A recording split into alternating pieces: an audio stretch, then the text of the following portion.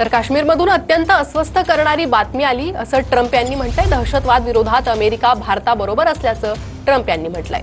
भारतातील लोकांना आमचा पूर्ण पाठिंबा असल्याचं देखील ट्रम्प यांनी म्हटलेलं आहे। तर ट्विटच्या माध्यमातून ट्रम्प यांनी भारताला पाठिंबा दर्शवलाय।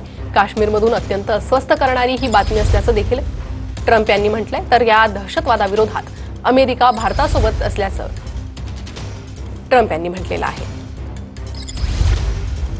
तर अमेरिकेचे राष्ट्राध्यक्ष डोनाल्ड ट्रम्प यांचा देखील या हल्ल्यासंदर्भात एक ट्विट आलेला आहे, ज्यात त्यांनी या हल्ल्याचा निषेध केलेला आहे।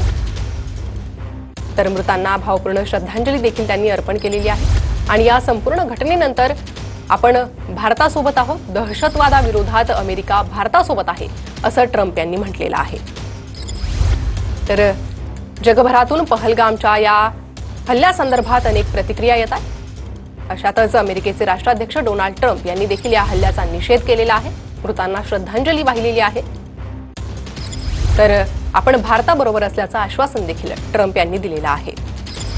तर पहलगाममध्ये झालेला हा एक मोठा दहशतवादी हल्ला आहे।